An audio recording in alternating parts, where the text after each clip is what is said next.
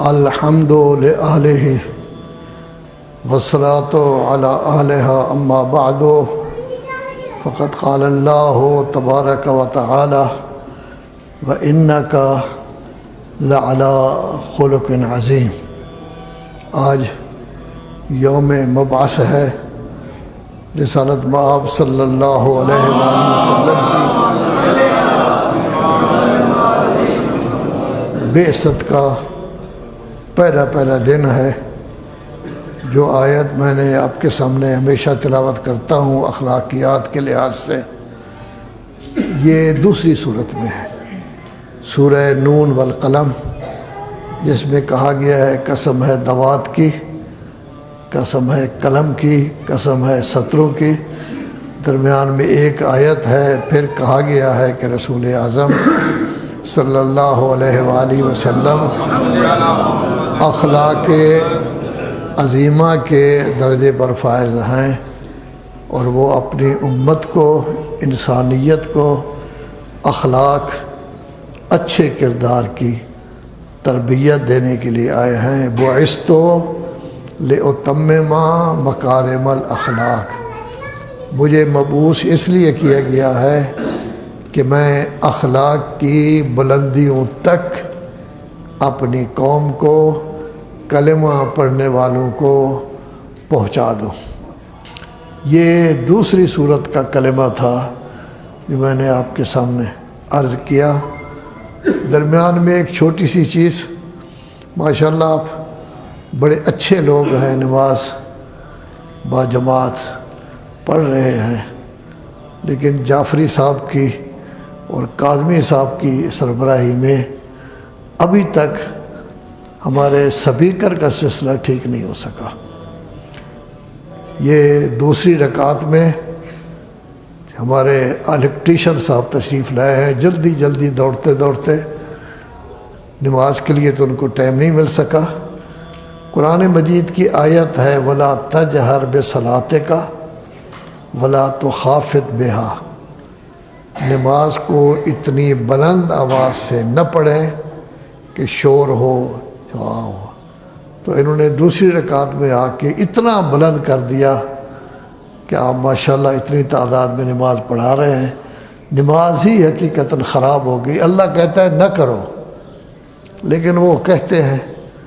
اب ظاہر ہے کہ یہ جعفری صاحب یا کاظمی صاحب بھی تشریف فرما ہے، یہ ان کو سمجھا سکتے ہیں۔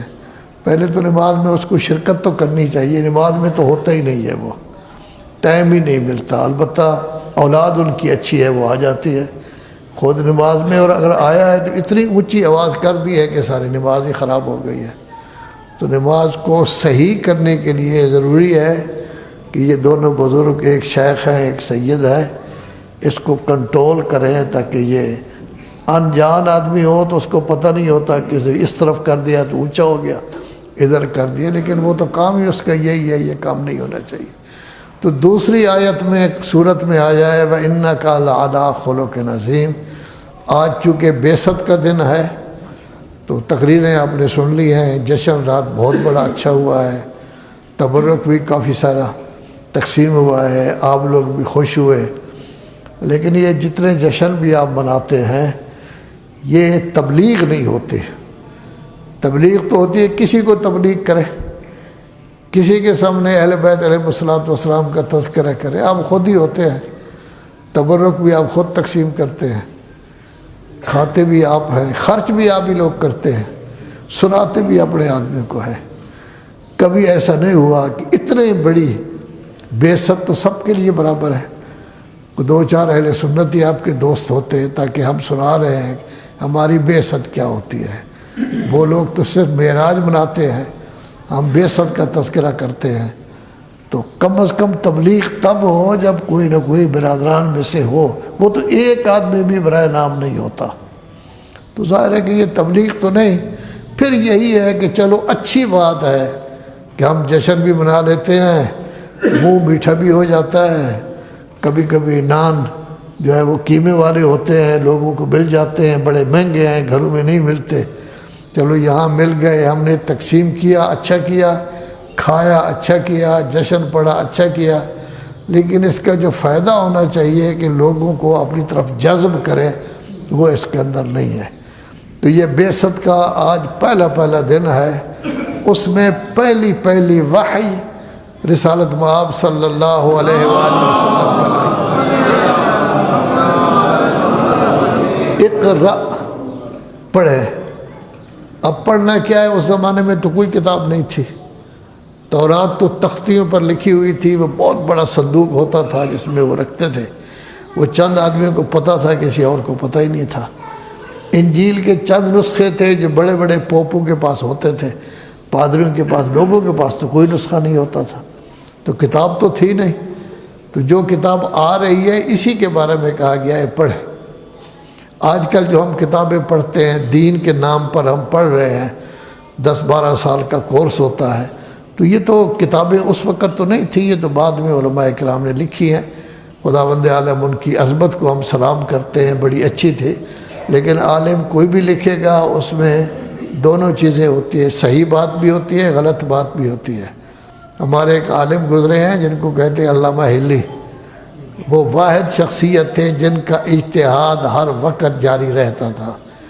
ایک کتاب لکھتے تھے، اس کے بعد دوسری کتاب کے اس کتاب میں نے یہ چیز جو لکھی تھی یہ غلط ہے، یہ اثر اس طرح ہے۔ پھر تیسری کتاب میں کہتے تھے وہ دوسری جو میں نے لکھی تھی وہ صحیح نہیں ہے، پہلی صحیح ہے۔ یعنی یہ ہر کتاب میں ان کا اجتہاد جاری و ساری رہتا تھا۔ تو صحیح غلط ہر کسی میں ہوتا ہے، لیکن یہ کتاب ہے کس کی؟ اللہ کی طرف سے آ رہی ہے۔ اور پھر اللہ فرما رہا ہے کہ پڑھیں ویسے نہیں، اپنی مرضی سے نہیں، بسم ربک، رب کے نام سے پڑھیں، پہلے رب کا نام لیں پھر پڑھیں۔ یہ رب کی طرف سے آپ کو کتاب دی جا رہی ہے، اس کا نام لیں۔ اب ماشاءاللہ آپ سب پڑھے لکھے ہیں، کسی نے ماسٹر کیا ہوا ہے، کسی نے CA کیا ہوا ہے، کوئی کتنا پڑھا ہوا ہے، تو انسان اسی بات کو مانتا ہے جس کے بارے میں دلیل ہو۔ یا اللہ پڑھ تو ہم رہے ہیں، اپنے عقل سے کام لے رہے ہیں، ہم نے محنت کی ہے، ہم نے کانوں سے سنا ہے، دل میں اس کو جگہ دی ہے، پڑھ رہے ہیں، تو رب کے نام کی آمد کیوں؟ رب کے نام کے ساتھ کیوں پڑھیں؟ اللہ اکبر کہہ کر کیوں پڑھیں؟ اللہ کی بڑائی کا اعلان کر کے ہم کیوں پڑھیں؟ دلیل بھی اللہ تبارک و تعالیٰ صاف دے رہا ہے۔ منطق جو لوگ پڑھتے ہیں اس میں اس کو کہتے ہیں قضیہ قیاساتھا معہا، کہ ایک ایسا جملہ آپ ذکر کر رہے ہیں جس کی دلیل بھی ساتھ ہی ہے، کوئی علیحدہ تلاش کرنے کی ضرورت نہیں۔ وہ دلیل کیا ہے؟ اقرأ بسم ربک الذی خلق۔ ٹھیک ہے تو نے عقل سے کام لیا ہے، لیکن تجھے پیدا تو اللہ نے کیا ہے، عقل بھی اللہ نے دیا ہے، بولنے کی قوت بھی اللہ نے دی ہے، کانوں کے سننے کی قوت بھی اللہ نے دی ہے، آنکھوں سے دیکھنے کی قوت بھی، آپ کا اپنا تو کچھ بھی نہیں، سب کچھ اللہ کا دیا ہوا ہے۔ لذا اللہ کے نام سے پھر اللہ نے اپنی عظمت کا ذکر کرتے ہوئے کہا ہے کہ اللہ نے آپ کو کس چیز سے پیدا کیا ہے۔ کافی ساری آیات بعد میں آئیں گی، مٹی سے پیدا کیا ہے، کسی میں آئے گا بدبودار مٹی سے، کسی آیت میں آ جائے گا کالی مٹی سے، کسی آیت میں آ جائے گا کھنکھناتی مٹی سے، کسی آیت میں آ جائے گا ٹھیکریوں سے۔ اب آپ شہری لوگ ہیں، پتنی ٹھیکری کا پتہ ہے یا نہیں؟ پرانے زمانے میں گھڑے ہوتے تھے، پیالے ہوتے تھے، جب ٹوٹ جاتے تو چھوٹے چھوٹے حصے کو ٹھیکری کہتے تھے۔ تو اللہ تبارک و تعالیٰ پھر کبھی فرماتا ہے اللہ میں نے آدم و حوا سے پیدا کیا ہے، کبھی فرماتا ہے نطفہ سے پیدا کیا ہے، لیکن پہلی جو صورت آ رہی ہے اس میں اللہ فرما رہا ہے میں نے آپ کو پیدا کیا ہے جمے ہوئے خون سے۔ تو گویا اللہ ہمیں درس دے رہا ہے، توجہ کرو، جمے ہوئے خون سے بنا ہوا انسان پوری دنیا پر حکومت کر رہا ہے۔ جمے ہوئے خون سے پیدا ہونے والا انسان ایسا عقل رکھتا ہے کہ چاند اور مریخ تک پہنچ رہا ہے۔ جمے ہوئے خون سے پیدا ہونے والا انسان اتنا عقل رہا ہے کہ زمین کی گہرائیوں میں بھی چلا جاتا ہے، سمندروں کی تہہ میں چلا جاتا ہے، اور پھر آسمانوں پر بھی پہنچ جاتا ہے۔ تو یہ سب قوتیں کس نے دی ہیں؟ اللہ نے دی ہیں۔ رب کے نام سے پڑھو جس نے پیدا کیا ہے۔ سوال یہ پیدا ہوتا ہے کہ آیا ہم کام کر رہے ہیں؟ آیا یہ قرآن مجید کی تلاوت ہم کر رہے ہیں؟ قرآن مجید کو ہم پڑھ رہے ہیں؟ میرا خیال آپ کے بارے میں نہیں، آپ تو ماشاءاللہ یقیناً پڑھتے ہوں گے، یعنی بحیثیت انسان ہم قرآن مجید پڑھ رہے ہیں۔ اللہ نے جب قرآن مجید کو نازل کیا تھا تو اس کے بعد یہ ہوا کہ 23 سال کے اندر اندر پوری جزیرہ عربیہ پر حکومت ہو گئی. پھر 100 سال کے اندر اندر آپ پوری دنیا کے حاکم ہو گئے. آپ سپر طاقت تھے. ایران کی حکومت سپر طاقت ختم، روم کی حکومت سپر طاقت ختم. 600-700 سال تک آپ کا طوطی بولتا رہا. کیا پڑھے ہوئے تھے آپ؟ شرعلما نہیں پڑھا تھا آپ نے، کفایہ بھی نہیں پڑھا تھا، مقاصد بھی نہیں پڑھی تھی. آج کل کی نحمیر سرحمیر جو طالب علم پڑھتے ہیں وہ بھی آپ نے نہیں پڑھی، قرآن پڑھا تھا. حضرت امام جعفر صادق علیہ السلام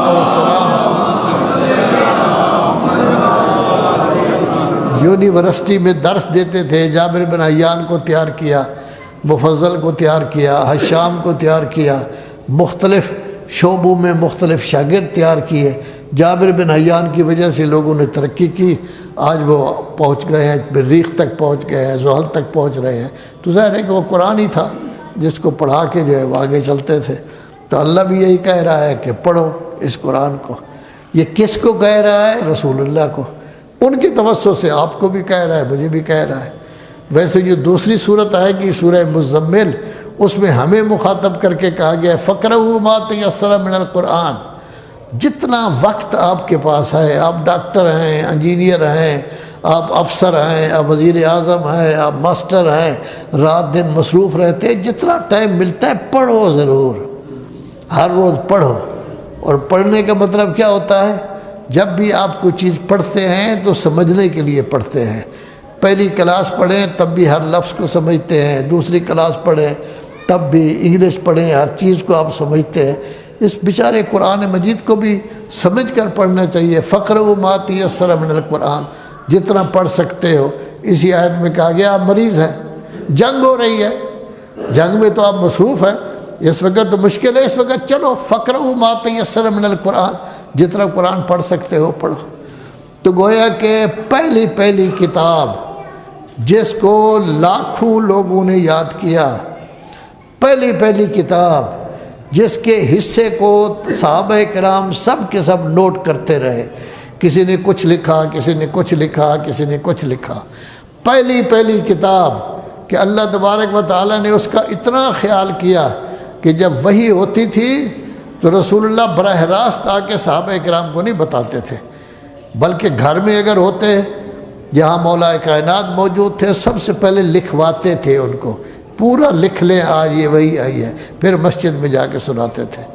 کسی اور جگہ ہیں کوئی آدمی نہیں ہے، انتظار کرتے تھے آ جائیں مولا علی کو ملیں اور لکھوائیں. وہ اگر نہیں ہیں تو کسی اور کو لکھوا دیتے تھے. لکھواتے پہلے تھے، سناتے بعد میں تھے. کیوں؟ تاکہ کوئی چیز ضائع نہ ہو، سمجھی جائے. پھر اللہ نے کیا انتظام کیا؟ اللہ نے یہ انتظام کر دیا کہ ہر ماہ رمضان، البتہ مدینہ میں جا کے، مکہ میں نہیں، مدینہ میں جا کے جب ماہ رمضان کے روزے فرض ہوئے تو ہر ماہ رمضان میں جبرائیل کو بھیج دیا جاتا تھا، جاؤ آپ جا کے مذاکرہ کرو، دہراؤ قرآن مجید کو. رسول اللہ دہرائیں گے، آپ سنیں، آپ دہرائیں وہ سنیں. تو یہ ہر سال باقاعدہ دہرایا جاتا تھا جتنا آ چکا تھا. چونکہ ابتدا میں مدینہ میں تو پورا نہیں آیا تھا، کافی صورتیں رہتی تھی، ابھی جتنا آ چکا تھا اس کو دہراتے تھے. دوسرے سال پھر ماہ رمضان میں دہراتے. جس دفعہ اللہ کے طرف سے جبرائیل آئے اور انہوں نے کہا یا رسول اللہ اب یہ 2 دفعہ ماہ رمضان میں دہرائی ہوگی، تو اس وقت حضرت سمجھ گئے یہ میرا آخری رمضان ہے، اس کے بعد میں اس دنیا میں نہیں ہوں گا. تو باقاعدہ لکھتے بھی تھے، اس کو دہراتے بھی تھے، اس کو سب کچھ کرتے تھے. اسی قرآن مجید کی 31ویں صورت ہے جس کا نام ہے قیامت، اور وہ 29ویں پارہ میں ہے، سورہ دہر سے پہلے ہے. اس میں اللہ تبارک و تعالیٰ نے پورا ایک خلاصہ بیان کر دیا ہے.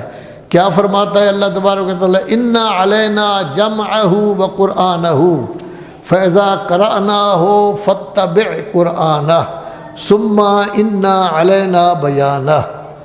اے میرے حبیب، قرآن مجید کا پڑھانا اور اس کا جمع کرنا ہمارا کام ہے. فَإِذَا قَرَأْنَاهُ، جب قرآن مجید ہم آپ کو پڑھا رہے ہیں آپ اسی کی پیروی کریں.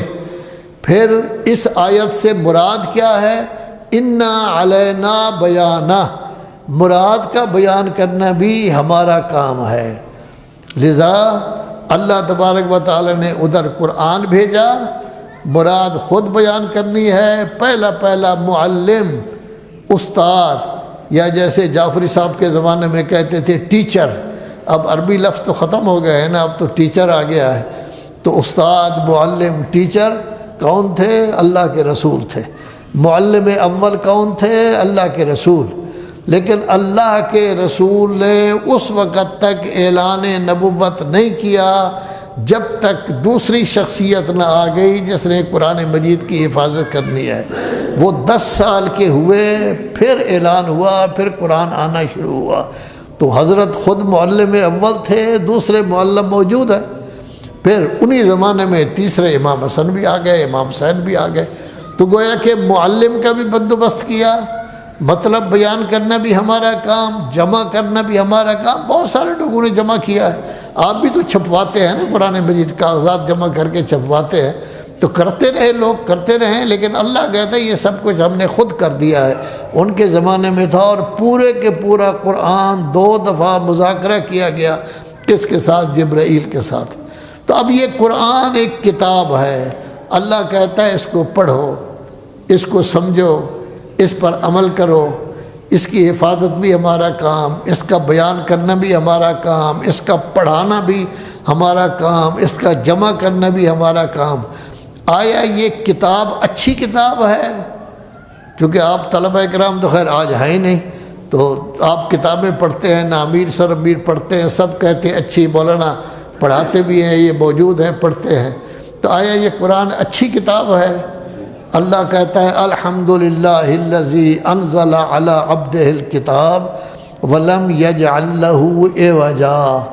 تمام تعریفیں اس اللہ کے لیے ہیں جس نے اپنے بندے پر کتاب نازل کی، اور اس کتاب میں کوئی ٹیڑھا پن، خرابی نہیں ہے۔ یہ 69ویں صورت ہے جس میں کہا گیا ہے نزل تبارک الذی نزل الفرقان علی عبدہ لیکون للعالمین نذیرا۔ بابرکت ہے وہ اللہ جس نے اپنے عبد خاص پر قرآن، جو حق و باطل کے درمیان فرق کرنے والا ہے، اس کو اتارا، اور یہ میرا نبی تمام جہانوں کے لیے نذیر بن کر آیا ہے۔ یہ 42ویں نمبر کی صورت ہے۔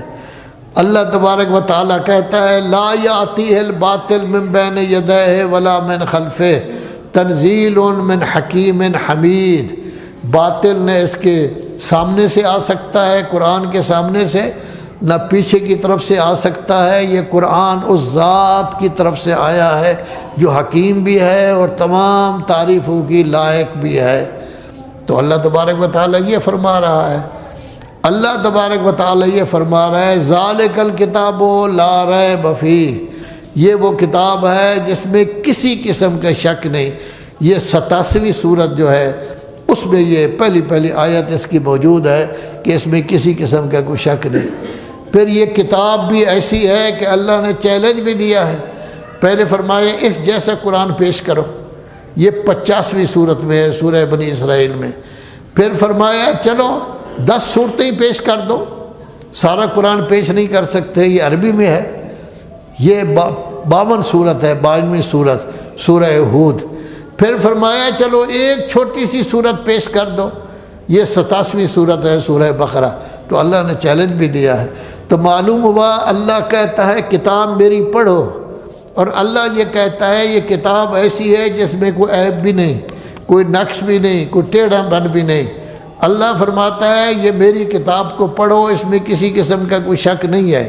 جب اللہ فرما رہا ہے پڑھو، آیا اس پر ہم سب عمل کرتے ہیں؟ لیکن یہ کبھی کبھی عمل کرنا کافی نہیں۔ ماہ رمضان میں قرآن مجید کا موسم بہار، اس وقت صرف قرآن پڑھنا کافی نہیں، یہ تو روزمرہ کی بات ہے۔ میں نے ابھی آپ کے سامنے ذکر کیا ہے، جنگ ہو تب بھی پڑھو، مریض ہو تب بھی پڑھو، تھکے ہوئے ہو تب بھی کچھ تو پڑھو، ہر صورت میں۔ یاد رکھیں ہم جتنے لوگ بیٹھے ہوئے ہیں، اگر ہر روز قرآن مجید کچھ پڑھتے ہیں اور سمجھتے ہیں تو اللہ کے اس حکم پر ہم عمل پیرا ہیں۔ اور اگر ہم کسی دن چھوڑ دیتے ہیں، کسی دن پڑھتے ہیں، یا خالی پڑھتے ہیں اس کی ترجمہ کی طرف نہیں دیکھتے، تو اس کا مطلب یہ ہے کہ ہم کبھی کبھی اللہ کی بات کو مان لیتے ہیں، کبھی کبھی اللہ کی بات کو نہیں مانتے۔ اللہ تو کہتا ہے میری بات ہمیشہ مانو، اللہ تو کہتا ہے ہر معاملے میں میری بات مانو۔ اللہ کہتا ہے تو نے تو کہا تھا لا الہ الا اللہ، میں تیرے علاوہ مانتا ہی کسی کو نہیں۔ وہ لوگ تو بیچارے 360 بتوں کو مانتے تھے، تو آپ نے تو کہا تھا نہیں کسی کو بھی نہیں مانتا، اللہ کو میں مانتا ہوں۔ اللہ جس جس کا کہے گا اس کو مانتا ہوں، تو میری بات تو نہیں مان رہے۔ تو اللہ کہتا ہے کتاب پڑھو، یاد رکھو، یاد رکھو، یاد رکھو۔ صرف صحابہ کرام جب حوض کوثر پر جائیں گے ان سے نہیں پوچھا جائے گا، صرف ان سے کہ میں نے 2 چیزیں اتاری تھیں، ایک اللہ کی کتاب اور دوسرے میری اطرت و اہل بیت، ان کے ساتھ آپ کا کیا تعلق رہا۔ بلکہ مولانا صاحب سے بھی پوچھیں گے، پیر صاحب سے بھی، مجھ سے بھی پوچھیں گے، غیر سید بیٹھے ہیں ان سے بھی پوچھیں گے، سبز ٹوپی والوں سے بھی پوچھیں گے، سفید والوں سے پوچھیں گے، ہر کسی سے پوچھیں گے، ہر کسی کو اپنا اپنا جواب دینا ہوگا۔ تو ہمیں چاہیے کہ ہم اللہ کے سامنے جواب دہ ہونے کے لیے اپنے آپ کو ملزم کریں کہ 1440 منٹ ہوتے ہیں کس کے، 12 گھنٹے کے، 24 گھنٹے کے۔ چلو زیادہ ہم نہیں پڑھ سکتے تو 4-5 منٹ تو پڑھیں قرآن مجید، اس کو سمجھے بھی۔ اگر نہیں پڑھیں گے پکڑے جائیں گے، وہاں کوئی کسی کی مدد نہیں کر سکتا۔ آخری چھوٹی سی بات ویسے ابھی ذہن میں آئی ہے، محرم کے دن تھے، مولانا صفدر حسین صاحب مبارک حویلی میں مجلس پڑھنے کے لیے گئے۔ وہ مختصر سی مجلس تھی، اور مبارک حویلی ہم نے واحد جگہ دیکھی ہے کہ جہاں مجلس میں شرکت کرنے والوں کی تعداد 20 سے ہمیشہ کم ہوتی تھی۔ ممبر اتنا اونچا ہوتا تھا کہ پڑھنے والا اتنا سا لگتا تھا، 8-10 سیڑھی بنی ہوئی تھی اس کی، بہت اونچی، اوپر اتنا سا لگتا تھا۔ تو مولوی صاحب قبلہ نے مجلس پڑھی، اس سے پہلے آپ کے ایک شاعر پڑھ رہے تھے، بڑے اچھے شعر، لوگوں نے بڑی داد دی۔ تو اس میں وہ یہ کہہ رہے تھے کہ جب قیامت کا جب قبر میں ہم جائیں گے، منکر نکیر آئیں گے، ہم کہے پرے ہٹ جاؤ، یا علی مدد، یا علی مدد کہہ کر ہم ان کو دوڑا دیں گے۔ تو مولانا صفدر حسین صاحب ان لوگوں میں سے نہیں ہیں جو اس چکر میں رہتے ہوں کہ لوگ کیا کہیں گے۔ وہ پہلے انہوں نے شروع کیا، بدبختو فاطمہ بنت اسد جیسی عظیم شخصیت، اللہ کے رسول نے حضرت ابو طالب کو کبھی باپ نہیں کہا، چچا کہتے تھے، ان کو ماں کہتے تھے۔ یعنی فاطمہ بنت اسد کی عظمت ہے کہ ان کو ماں کہتے تھے۔ فاطمہ بنت اسد کی عظمت ہے کہ اپنی ردائے مبارک ابا ان کے کفن میں دی تھی، انہوں نے خود دفن کے لیے نیچے وہ پہنچے تھے، اور جب ان سے سوال ہو رہا تھا کہ اللہ کون ہے، انہوں نے بتایا، رسول کون ہے بتایا، کتاب کون سی ہے۔ اب امام کے بارے میں وہ سوچنے لگی اپنے بیٹے کے بارے میں کیا کہوں میں، حیرانگی ہوتی ہے نا کہ اپنے بیٹے کے بارے میں کیا کہوں۔ تو پہلی دفعہ جواب نہیں دیا، دوسری دفعہ جواب نہیں دیا، تو تیسری دفعہ جب پوچھا گیا تو رسول اللہ کہتے ابنوں کے 3 دفعہ کہے بیٹے کا نام لو۔ اگر جناب فاطمہ بنت اسد کی خلاصی نہیں ہو سکتی منکر نکیر سے جب تک وہ امامت کا اعلان نہ کہیں، بدبختو آپ کو کون پوچھے گا۔ تو یہ ایک ہوتے ہیں شاعر، وہ تو جو مرضی کہہ دے، عالم دین کا کام ہوتا ہے تو گویا کہ ہر کسی سے پوچھا جائے گا، کوئی شخص مستثنا نہیں کہ قرآن مجید آپ پڑھتے تھے، سمجھتے تھے، عمل کرتے تھے، اہل بیت کے فرامین پڑھتے تھے، سمجھتے تھے، عمل کرتے تھے۔ ہمیں چاہیے اپنے آپ کو اس جواب کے لیے تیار رکھیں، ہر روز کم از کم 4-5 منٹ ہی دے دیں قرآن مجید کو، کوئی زیادہ تو نہیں ہے۔ یہ کریں گے تو اقرا پر عمل ہے، پہلی وحی پر عمل ہے۔ خدایا محمد و آل محمد کا واسطہ ہماری یہ مختصر سی عبادت قبول فرما، اس مختصر سی عبادت کا ثواب کثیر عطا فرما۔ خدایا محمد و آل محمد کا واسطہ تمام شرکاء کی حاجت روائی فرما، سب گھروں میں خیر و برکت عطا فرما، سب کی عزت عظمت میں اضافہ فرما۔ جان و مال و ناموس کی حفاظت فرما، سب کو صحت و سلامتی کے ساتھ طول عمر عطا فرما، موت سے پہلے مغفرت اور بخشش عطا فرما۔ آج کے مبارک دن کا واسطہ ہمارے لیے ان دنوں کو مبارک صاحب تبریک قرار دے، ہماری خوشیوں کو دوبالا فرما، ہر قسم کی تکلیف شر سے ہمیں محفوظ فرما۔ خدایا محمد و آل محمد کا واسطہ طلبہ کرام کی توفیقات میں اضافہ فرما، علماء کرام کی عزت عظمت میں اضافہ فرما،